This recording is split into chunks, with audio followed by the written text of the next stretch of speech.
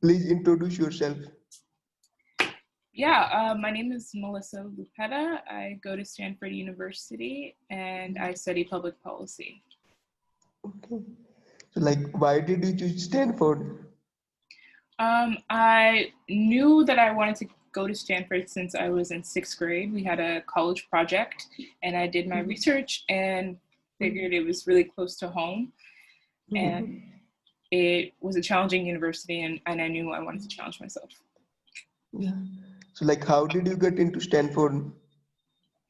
Well, no one really knows for sure, right? But I was very involved in my high school. I was student body vice president and student body president. I did a lot of volunteering at our local library, as well as was appointed to the Sacramento Youth Commission, which was a position, like a political position. Yeah. So what are good things about Stanford? Some great things. It's a beautiful campus. It's a great location.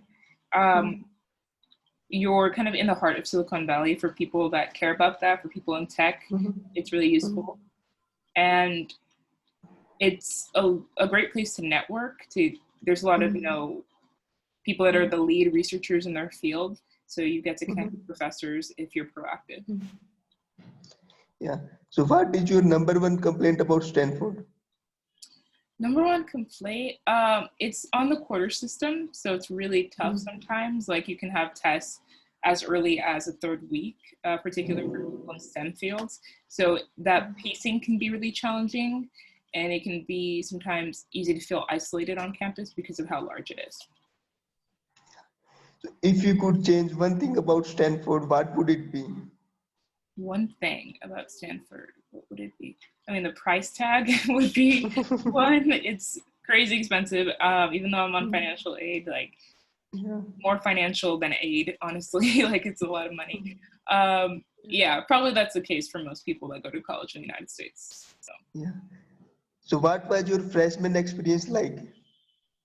My freshman experience was really nice. I was part of SLE, which is a program, stands for Structured Liberal Education, and basically it's a reading, writing, philosophy program. And we read one book a week, and everyone who was in this class with you also lived with you. So it was a great way to make friends and connect with people very early on. And to this day, we're all close. We're still in a group chat together. Yeah. Some student fresh duck syndrome in the first year. So do you think duck syndrome is real? If yes, how could you cure it? Could you say that again? Duck syndrome is real? Duck syndrome, it's definitely real. I think it's very common in a high achieving space to feel like, everyone else is getting things. But you'll realize if you ask questions in class, most people also have the same questions as you. And I think that's the case in every single context, Stanford or not. So I always encourage people to ask if they have something. And then there's also teaching assistants that can help you through if something's really challenging, if you don't feel comfortable going to a professor, because teaching assistants are students. So basically it happens when you are in the class and you don't understand something, and your classmates understand that thing and ask questions up to the teacher. So you are oh, you don't belong to this place, you are not that smart. So Right. is it like that? Yeah. And sometimes you can feel that way. I think it's very common in the freshman year, freshman and sophomore year, to feel that way. I think as people find what they're really interested in and start, you take a couple classes and you build your knowledge base, I think that feeling can go away over time. But it's a challenge for sure. Yeah, so you mentioned TAs can help with that. TAs. Yes. Teaching assistants can. So I have an idea, if you take online classes of Stanford, if you want to go in Stanford in grade 11, so you will know that, okay, this is level of difficulty and I need to achieve that. So maybe you would get more familiar with the content of Stanford you are going to study. So you won't have that much problem. You will have an idea in head that it will take that much time to be good in that subject. Yeah, and you should also use other students who have taken the class as resources. They usually kind of like can help you through. And also RAs, resident assistants, people that live in your dorm, a lot of the time they've taken at least 1 or 2 classes the same as you. So definitely using other students can help. Yeah. So how Stanford has helped you so far? It's challenged me in a lot of ways, and it's allowed me to land some pretty, well, it's facilitated my ability to land really cool internships. So I think that's like the greatest part or the greatest benefit to me. So I, right after freshman year, worked in a local government job. Right after, and in sophomore year, I went to New York briefly and also was able to do an internship in a political like nonprofit and also a legal nonprofit. I did some volunteering. So just having access to these spaces, in part because of Stanford name, has been a huge benefit. Yeah. So what is your contribution to the Stanford academic or extracurricular? So what are my contributions to Stanford's environment? Yeah. Yeah, I was part of student government, so I think that was one way I contributed and gave back to campus community. Also, just being involved in the dance community, it doesn't seem as, strong with academics, right? But I was able to like support other students and do something else outside of studying. So yeah, this is good thing. Extracurricular. Yeah, like this is good thing. Like in the extracurriculars, you contributed something to Stanford. Yeah, extracurriculars. And a lot of students are involved in a lot of things. So I contributed through extracurriculars, through student government, and I was also a TA for a class. Wow. Like who helps you bounce back from your setbacks? Definitely my friends, like the people I met in my freshman dorm, and then people in classes who are also going through setbacks. Like a test comes back and we all didn't do well, like we can use each other and help each other out as well. But I would say my friends. So like when do you feel challenged and supported? I feel challenged on campus. For me personally, a lot of like STEM classes are a little bit more difficult. So I think I felt most supported in those classes, like in computer science and stuff like that, through our tutoring. We have like a tutoring program for a lot of courses, and those have definitely supported me. Okay. So like what happens in the school that makes you afraid, frustrated, or defeated? What happens at school that makes me what? Afraid, frustrated, or defeated? Afraid, frustrated, defeated. Frustrated can sometimes be like the lack of responsiveness from administration, but I think that's the case for a lot of universities and these structures that have been here for so long, they don't want to change. So a lot of students have been calling for departmentalization of African and African American studies, because without the department, there's less funding, there's more variable class offerings, and it's not very useful. And they've kind of ignored that and instead create task forces and things like that that don't really respond to what students are asking for. So things like that can be frustrating, particularly when you're involved in student government and trying to get change. Yeah. So what class did you enjoy the most? I really liked this class called California Politics and Policy. I thought, being from California, I would have already kind of known what the class was talking about, but it turns out like not really. Like I learned so much about local government and about just like the ins and outs of policy of where I'm from. So really, really well taught class, great professors. So like, was it taught by your favorite professor, this class? Yeah, it was. It was taught by 2 professors actually. And they would kind of like sometimes argue over the material in class, and you would learn from their arguments, right? They had different perspectives, but it was super engaging because you could tell they were really passionate. I think this could be an alternative way of teaching and maybe more effective than traditional lecture-based classes like arguments and all. Yeah, so like students would be more keen to give attention, like, oh, this teacher is winning or that teacher is winning. So I guess this is super way. And like, yeah. So who's your favorite professor and why? I really liked, I'm like blanking on his name now, David. It's like Professor Joe Nation and Professor, well, he's not a professor. The second guy's not a professor, but his name is David. I forget his last name. But they are the ones who co-taught the class together. And I really like their passion for their subject and the fact that they've been involved in politics from different angles and different levels. So they have insights from like the local level, from the state level, etc. So they know the issues from any vantage point, which is super helpful.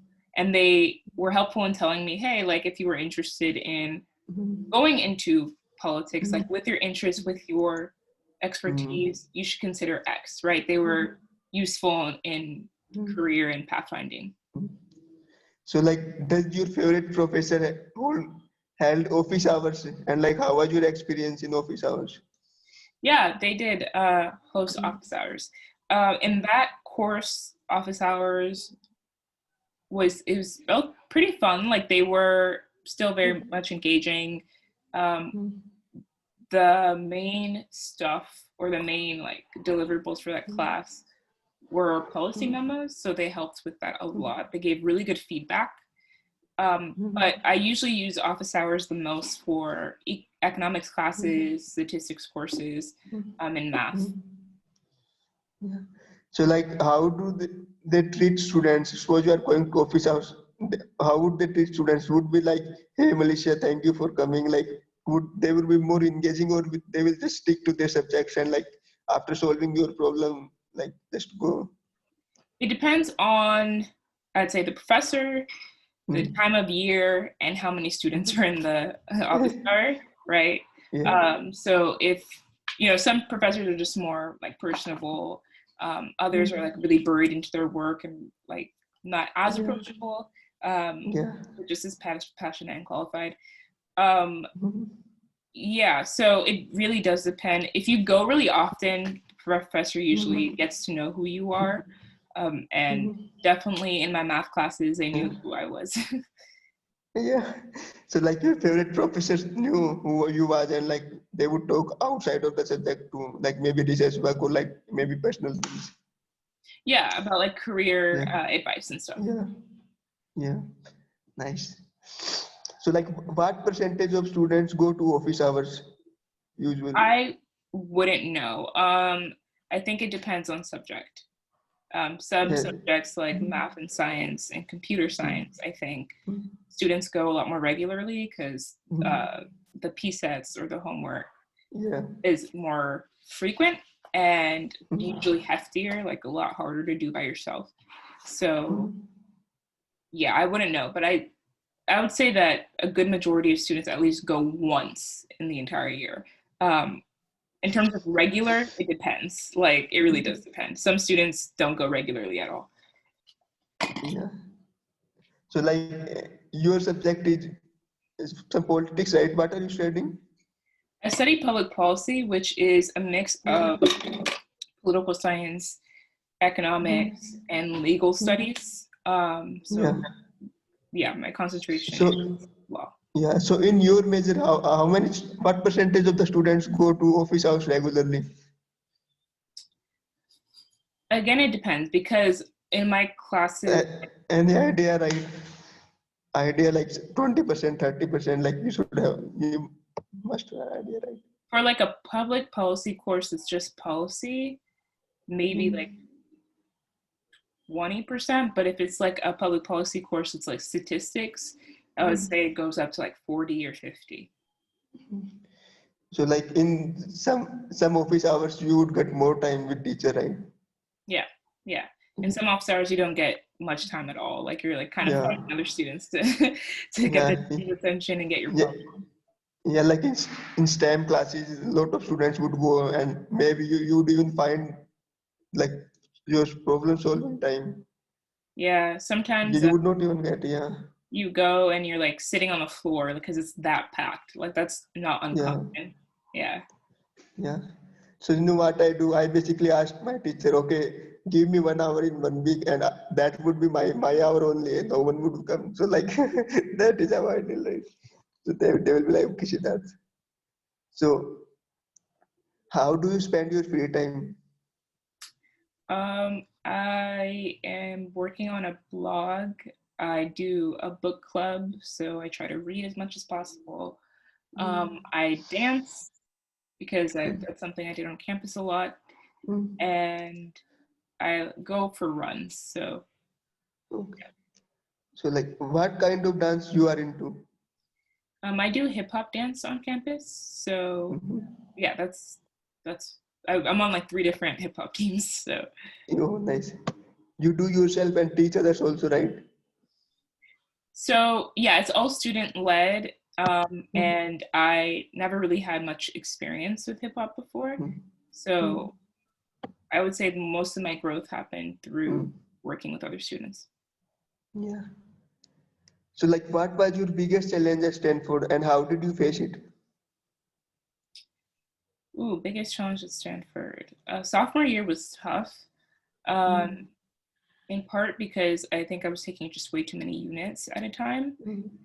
And I didn't quite understand how office hours worked at that point. Like freshman year, I didn't really need office hours with the classes I was taking. But sophomore year, I realized like in some classes, office hours are not optional at all. So I like really didn't go to office hours enough, and that made it really challenging. So learning how to use resources was probably one of the toughest parts, actually. Yeah. So what is your definition to a good professor? A good professor is one that is firm but Mm. compassionate, is knowledgeable in their subject, but is able to break it down as someone who's never heard of it before, which some people can be really, experts in their field, but not really good at explaining it at an elementary level.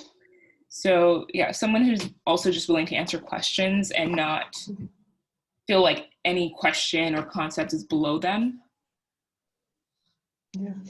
So if I ask your friends to describe you, what would they say? Probably outgoing, ambitious, and empathetic. Mm. Yeah. So what majors are popular at Stanford? What made me, what was that? What majors are popular? Computer science is probably by far the most popular right now. Nice. So like if like half of the students at university want to take computer science, so would they all be able to take their class? Like how does it work? Yeah, most like our computer science classes are almost have like no cap to them. Like basically Mhm. almost anyone can be in that course because a lot of them are videotaped. So Mhm. it's kind of like endless enrollment, kind of, Okay. because you do still have to do section. So there's like 500 or so students per class, and it's offered every quarter. So were you able to take most of your first choice classes? How easy or difficult is it to enroll in the classes you need? It's pretty easy, honestly. Mm. In the grand scheme of things, it's a small school. Mhm. So unless it's like a super popular class like Sleep and Dreams, which is like super popular class, or like Yeah. the Psychology of Addictions, which is also a popular course. Those need a little bit of fighting to get into. Like you need to show up on the first day and fill out a like an application or something. But outside of those, for my major, it's been pretty easy. Nice. So have you heard about wine tasting class? Is it easy or difficult to get into that? I definitely heard that. It's really competitive because everyone wants to take it, particularly, spring quarter, senior year. So kind of a downside of having pandemic, no wine tasting, but Yeah. yeah, that one is definitely difficult. Yeah. So how satisfied are you with academic advising and how was your experience with them?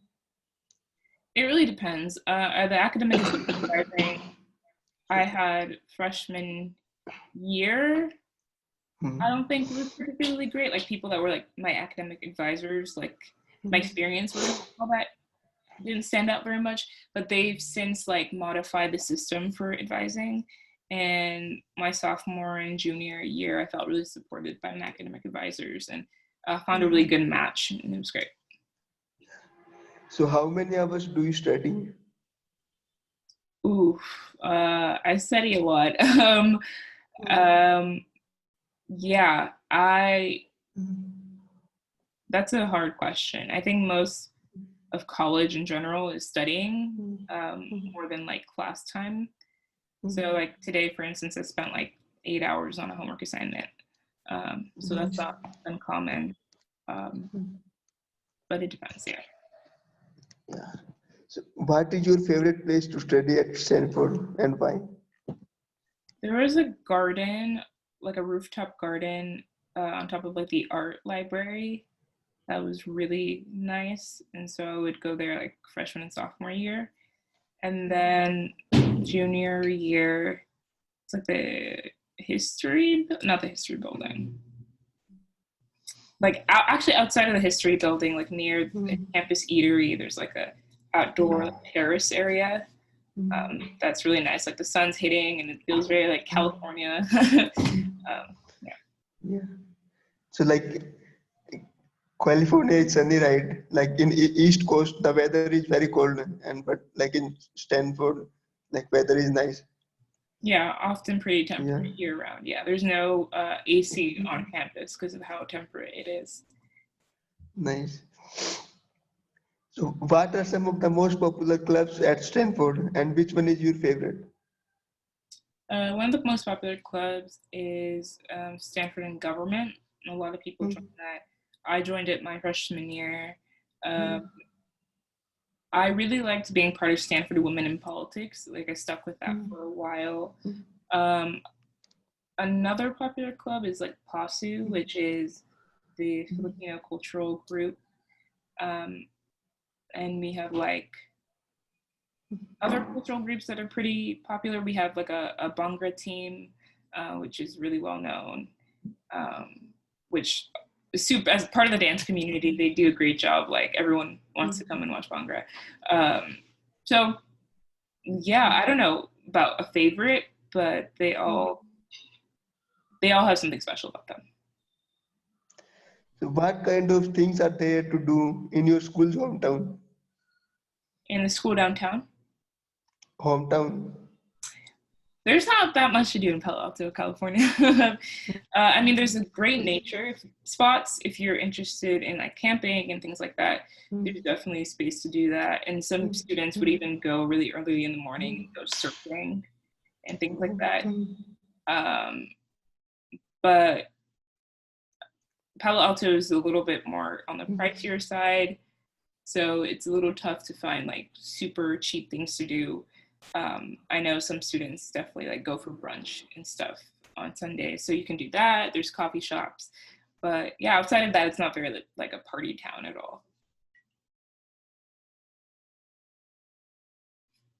Are you here? Can you hear me? Yeah, I can hear you. You're frozen though. Yeah. Okay. Now I'm good now. So like this area, Stanford area, like there are not lot of things to do, but why this area is so costly? It's costly in part because of the Silicon Valley, which like drives prices up because there's a lot of like high paying jobs and then gentrification occurs because a lot of those people with high-paying jobs are able to purchase, apartments at higher prices. So we've kind of created a bubble. And then California also just has a housing crisis. There's just not enough housing for the amount of people, which has been an issue for like the last 10 years or so. And because it's a popular spot, demand drives costs up. So it's a confluence of factors, but Bay Area definitely is due to lack of housing, and then Silicon Valley exacerbating that. Yeah. So like this area is costly, so student would not prefer to go to live outside of the campus maybe. So does Stanford have enough space in the dorm house to like all the students can fit in? Yes, for undergraduate students, everyone is guaranteed housing for all 4 years, which is great because, like you said, it's super pricey. And some students do decide to go off campus, but it's rare. So like if some students decide to off campus, so the room would be vacant, right? There will be no one in their room. So how does Stanford use that room?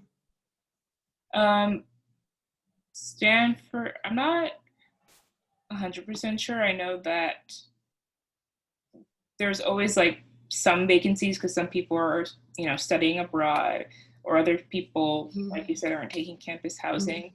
So not every single room is like filled up at every one time, I don't think.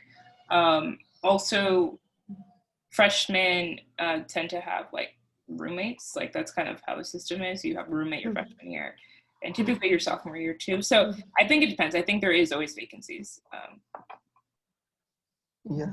So like if a freshman student don't want to have a roommate, so would they allow him to, so would Stanford offer him a single room, single sharing? I think they try to get freshmen to be paired up, like no matter what. Like I think that's a pretty big deal for them. So I don't know. There's always exceptions to like everything. I'm not sure what that would be. Maybe like a mental health concern, etc., or like special needs. But I know that's part of their emphasis for the first year experience. Okay. So like, is it a safe place to walk around at night? What kind of safety measures are in place? Yeah, we have like these blue like security things, and at each like little like blue light, there's like a button you can press if you don't feel safe, and that calls like campus police. So our campus is policed by Santa Clara County Police because we're in Santa Clara County, and they have like a special like agreement on how they police Stanford.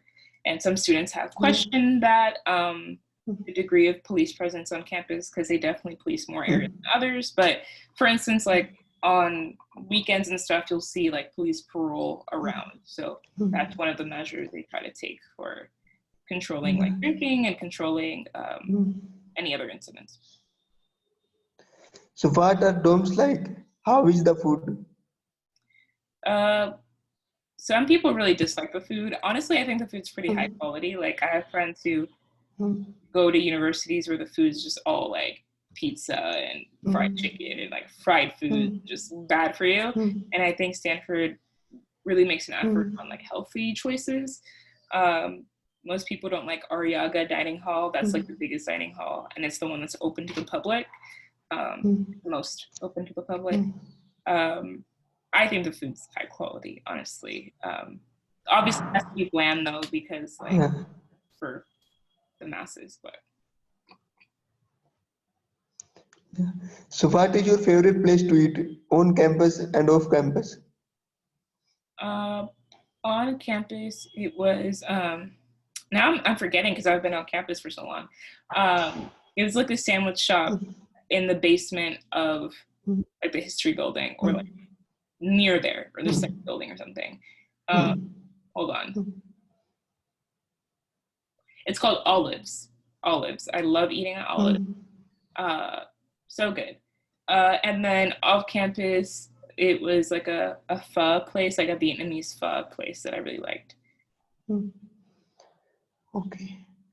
So how prevalent are drugs and alcohol on campus? So like if a student caught doing drugs, so what would be their punishment? Um, I think Stanford overall kind of takes like a lax approach to things. Like, unless people like they have like a rule that they don't enter a dorm basically unless there's like an emergency. So if people are doing stuff in dorms, like in a building, they won't like barge in to like try to police you about it. But if there's an emergency, you will get in trouble. You will probably have to go through some kind of like, it's not like a therapy, but if for instance you like drink too much alcohol, we have to call an ambulance. Like there's a process for that. So it's a kind of like a remedial approach. Yeah, yeah, like, and here in India, like if a student get caught doing drugs, so at least he have to stay in like 6 months in rehab center. Oh, wow. Like this is the minimum punishment. They will send him to rehab. So what are some of the most popular traditional events at Stanford? What And which one is your favorite? the most popular what? Traditional events. Traditional events. Traditional. Traditions? Yeah. The most popular traditions are like full moon on the quad, which is like historically like people like kiss at midnight or whatever, or like kiss at 11. I can't even remember, but that's pretty popular. Most people don't even like kiss, they just go and like, or just sitting at the corners all awkward. And another one is like band run, like the Stanford band will like run around campus, especially at the beginning of the year, and folks can like follow them and run along. Yeah. So what sport do you play? Yeah, I don't play any sports, like not at varsity or anything like that. But I am very much involved in the dance communities. So like how student athlete work through their missed class time? They have special like coordinators, and they have special processes for how to sign up for classes and everything. But I know that like one of my roommates was a student athlete. I've had a couple athlete roommates, and unfortunately, there's some classes that they're not able to take, but they have an athlete coordinator. Yeah. So what kind of opportunities exist for undergraduates to work on research or academic projects with professors?